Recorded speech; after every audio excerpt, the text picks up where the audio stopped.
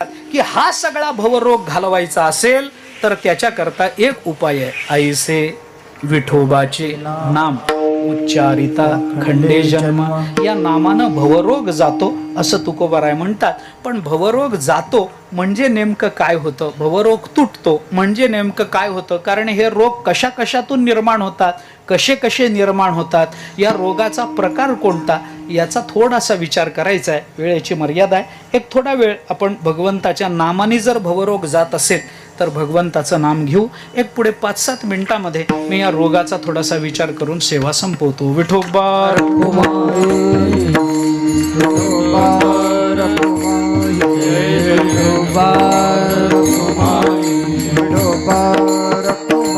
संचित क्रियमाण भोग ऐसे विठोबाचे नाम उच्चारिता खंडे जन्म. जगद्गुरु संत श्रेष्ठ श्री तुकोबाराय या अभंगामध्ये नामाचं महात्म्य सांगतात आणि नामाचं महात्म्य सांगताना त्याच्याने भवरोग निवृत्त होतो हे तुकोबारायांचं म्हणणं आहे.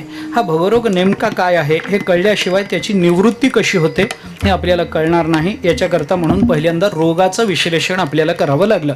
रोग किती प्रकारचे असतात, रोगाचा मूळ विचार काय आहे, तो रोग निर्माण कसा होतो, त्याचे पूर्वलक्षण काय, त्याचं लक्षण काय, त्याचा उपसर्ग काय, उपद्रव काय, या सगळ्या गोष्टीचा आपण संत वाङ्मयाच्या अनुषंगानं जेवढा विचार भवरोगाच्या संबंधानं लावता येईल तेवढा लावण्याचा आपण प्रयत्न केलेला आहे. तुकाराम महाराज म्हणतात हा भवरोग नामानं निवृत्त होतो. म्हणजे रोगाचे जे प्रकार आहेत त्याच्यापैकी कोणत्या प्रकारामध्ये भवरोग बसतो याचा थोडासा विचार मला करायचा आहे. आणि त्या प्रकारामध्ये औषध म्हणून आपल्याला विठोबाचे नाम याचं चिंतन करता येतं का याचा थोडासा समन्वय केला की माझी सेवा संपली. रोगाचा विचार करत असता आयुर्वेदाने असं चिंतन सांगितलं की रोग 7 प्रकारचे असतात. आदिबल प्रवृत्त रोग 1 आहे, जन्मबल प्रवृत्त रोग 2, दोषबल प्रवृत्त रोग 3, संघात बल प्रवृत्त रोग 4, कालबल प्रवृत्त रोग 5, त्यानंतर दैव बल प्रवृत्त रोग 6 आणि स्वभाव बल प्रवृत्त रोग, असे रोगाचे 7 प्रकार आयुर्वेदाने आपल्याला सांगितले. आता या 7 प्रकाराचं चिंतन करत असताना हे सगळ्या पद्धतीच्या रोगाला भवरोगच म्हणायचं. आदिबल प्रवृत्त रोग म्हणजे काय, आदिबल प्रवृत्त म्हणजे अनुवंशिक रोग. अनुवंशिक रोग ज्याला आपण हेरिडिटरी असं म्हणतो, शुद्ध मराठीमध्ये हेरिडिटरी असं म्हणतात, पण इंग्रजीत बोलायचं असेल तर आदिबल प्रवृत्त रोग असं म्हणतात त्याला. काय चुकलं काय? तर त्याच्यामध्ये काय आहे, आदिबल प्रवृत्त म्हणजे परंपरेनं वडिलांना होता, आजोबांना होता, वडिलांना होता, मलाही आहे, अशा पद्धतीचे जे रोग आहेत, वडिलांना साखर होती, आईला साखर होती, मलाही झाली, अशा पद्धतीचे जे रोग आहेत, परंपरेनं चालत आलेले जे रोग आहेत त्याला आदिबल प्रवृत्त रोग असं म्हणतात. आता हा आदिबल प्रवृत्त रोग, भवरोग ही आदिबल प्रवृत्तच आहे. मी का जन्माला आलो, वडील जन्माला आले म्हणून. वडील जन्माला का आले, आजोबा ते जन्माला का आले, याच्यातच सकाळ होईल. किती मागे जायचं याला काही अर्थ नाही ना. हे किती मागे गेलं तरी त्याचं मूळ कारण तेच आहे. आम्हाला रोग होण्याचं मुख्य कारण काय असेल तर तेच आमचं मुख्य कारण आहे. मी पुढे बोलतो, दुसऱ्या प्रकारामध्ये येताना ते बोलतो. ऐका काय होतं लक्षात घ्या. हे सगळे रोग जे परंपरेनं चालत आलेले आहेत ते सगळे रोग जरी भवरोग जरी त्याला म्हटलं गेलं असेल तर तो रोग सुद्धा आम्हाला नामचिंतनाने घालवता येतो, हे लक्षात घ्या.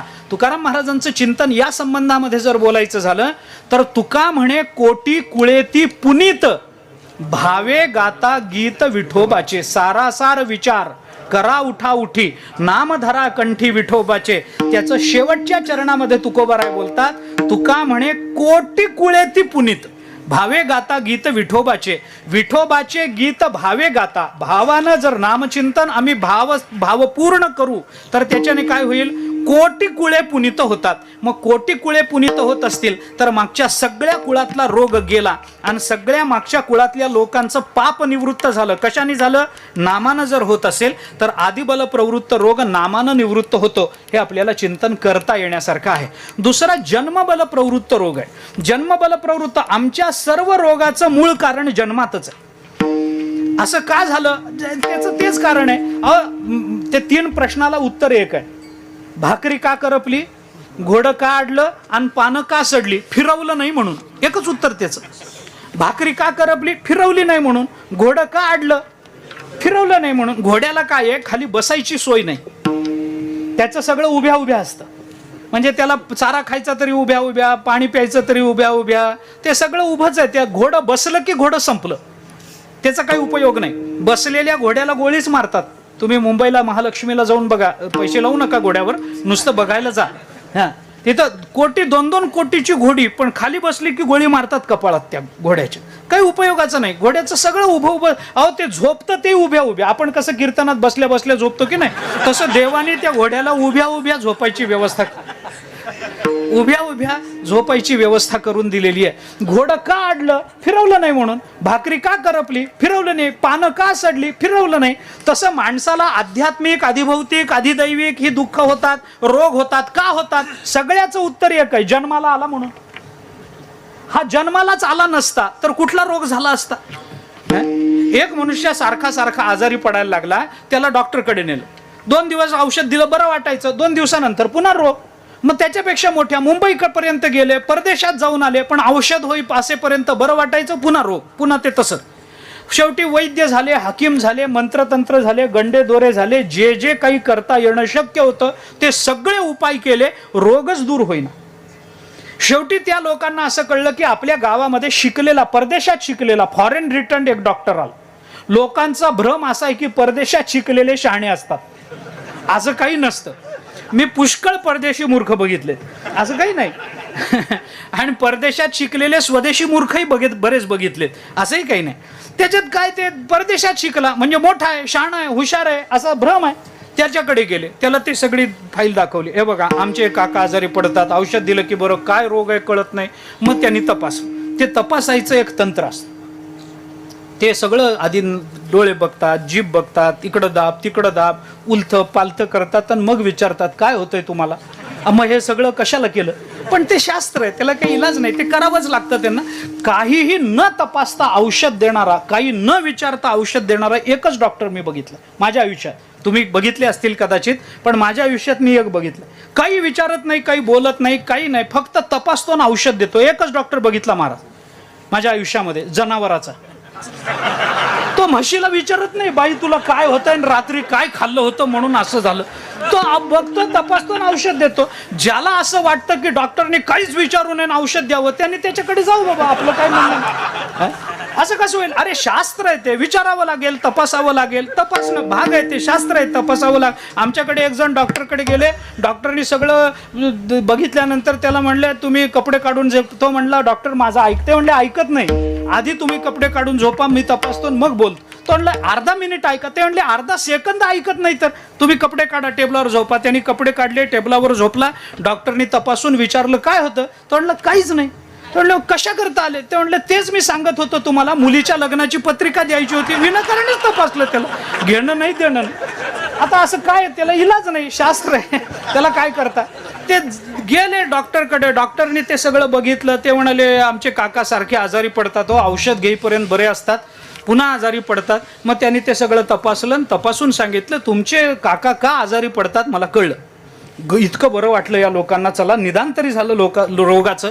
ते म्हणले का आजारी पडतात? डॉक्टरनी सांगितलं तुमचे काका सारखे सारखे आजारी पडतात कारण जिवंत आहेत म्हणून, यांना मारून टाका, याच्या पुढे आजारीच पडायचे नाही. अरे सगळ्या रोगाचं मूळ जन्मच आहे महाराज, सगळ्या रोगाचं मूळ जन्म आहे. पण जन्मबल प्रवृत्त जो भवरोग आहे तो सुद्धा या नामाने जातो. तुकोबारायांनीच म्हटलंय ऐसे विठोबाचे नाम उच्चारिता खंडे जन्म.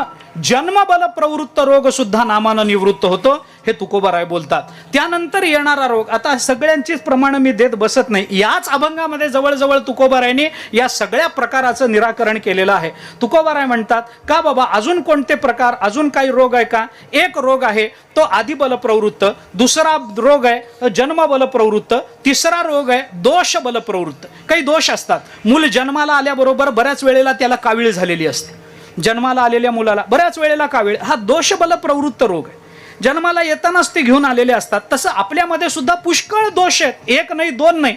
पण या सगळ्या दोषाचं निराकरण, मूळ कारण काही असेल तर सगळ्या दोषाचा बाप आहे पाप. तुकोबाराय म्हणतात वसो न शक्य पाप जाय त्रिविध तो ताप.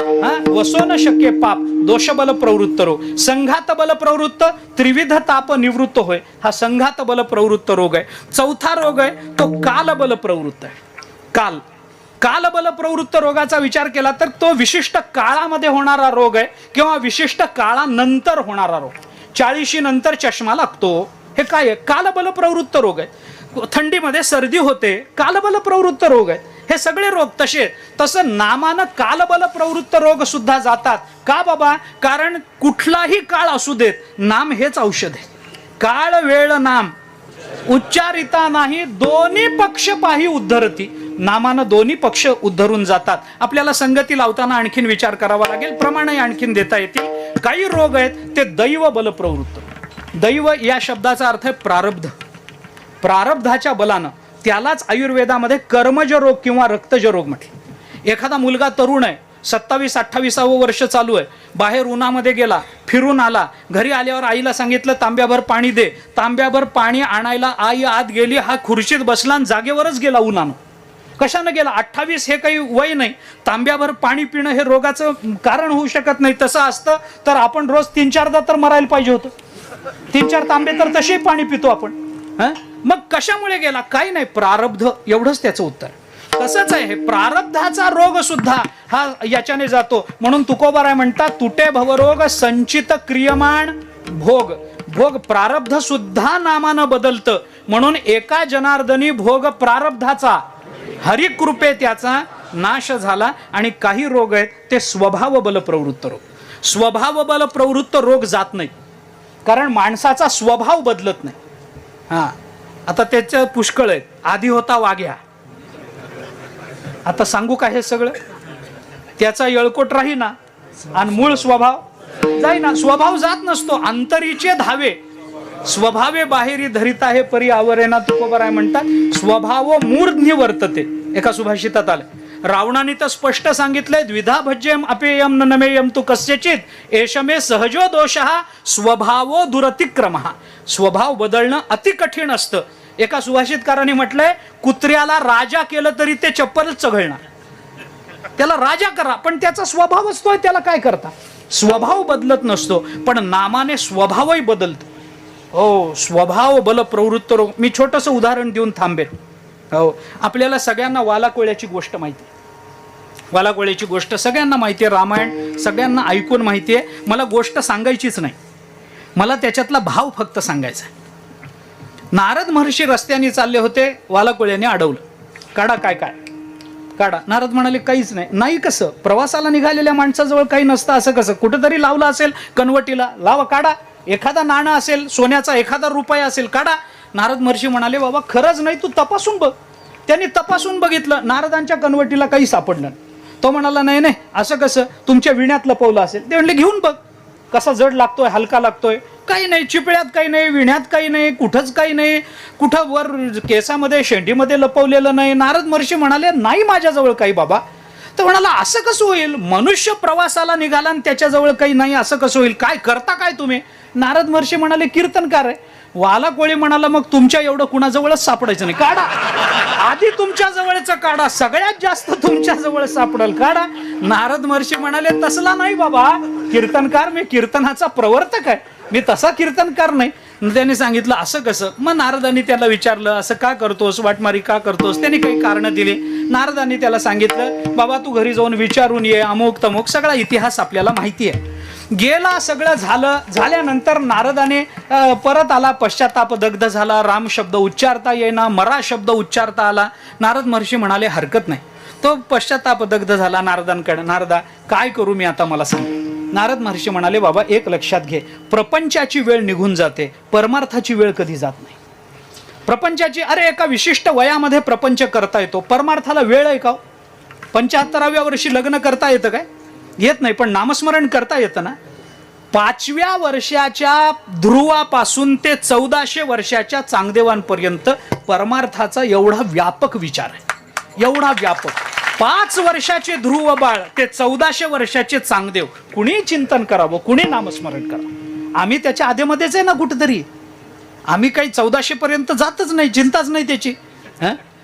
पण असे कितीतरी 5 गेले ना, अजून काही परिणाम झाला नाही आपल्यावर. मी का बोलतो आपल्याला, की परमार्थाची वेळ नसते हो. आयुष्याच्या शेवटच्या क्षणी सुद्धा आपल्याला परमार्थ पूर्ण करता येऊ शकतो, संसार करता येऊ. नारदांनी सांगितलं, हरकत नाही, राम म्हणता आलं नाही, मरा तर मरा. पण मरा तर मरा म्हणजे तसं नाही, मरा म्हणता येत असेल तर मरा म्हण, पण म्हण असं म्हणून त्यांनी मरा शब्दाचा उच्चार केला. मरा मरा मरा मराम करता करता अक्षरांचा व्यत्यास झाला. राम शब्द सिद्ध झाला.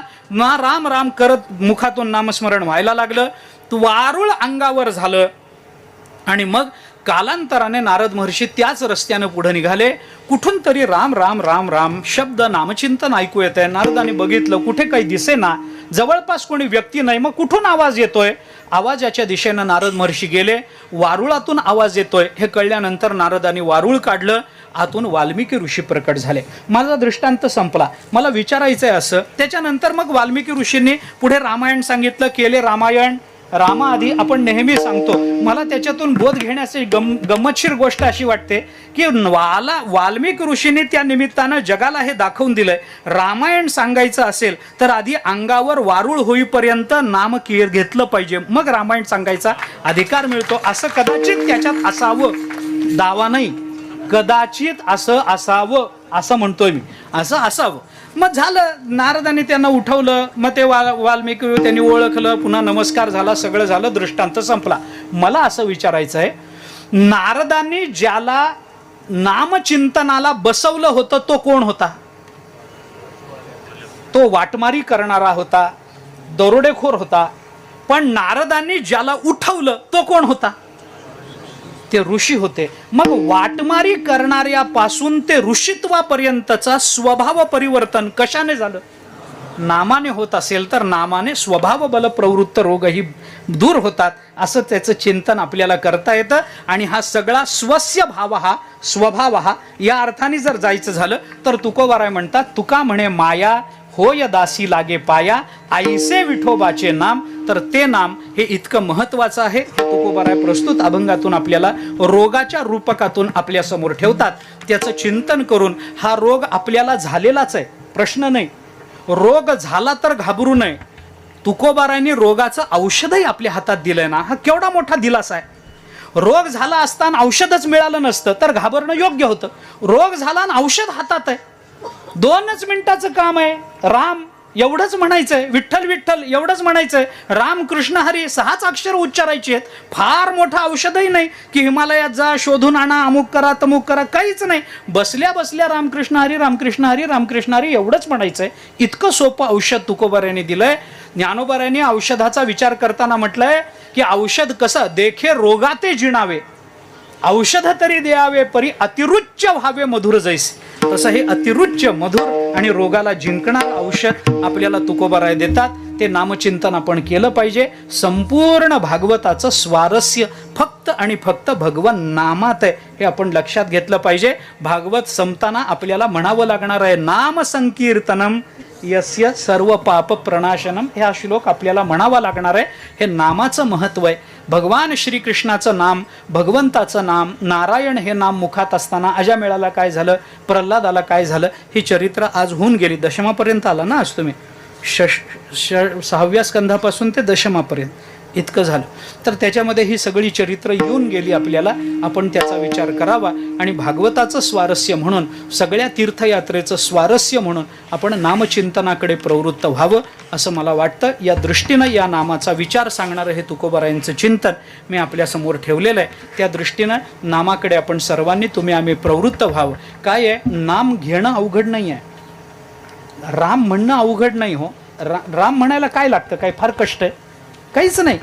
राम म्हणणं अवघड नाही, पण राम म्हणण्याची बुद्धी होणं फार अवघड आहे. हे लक्षात घेतलं पाहिजे. राम म्हणायला काहीच लागत नाही. राम कोणी म्हणू शकतं, पण राम म्हणावं अशी बुद्धी होणं, याच्याकरता प्रयत्न करावे लागतात. याच्याकरता गाथा, याच्याकरता ज्ञानेश्वरी, याच्याकरता हरिपाठ, हे चिंतन आपण केलं पाहिजे. म्हणून सर्वांना प्रार्थना करतो, नामचिंतनाकडे आपण प्रवृत्त व्हावं. तशी प्रवृत्ती ही आपल्याला सर्व रोगाची निवृत्ती तर करून देईलच, पण रोगनिवृत्ती झाल्यानंतर भगवत स्वरूपाची प्राप्ती त्या निमित्तानं आपल्याला होऊन जाईल आणि तशी ती व्हावी. याच्याकरता संता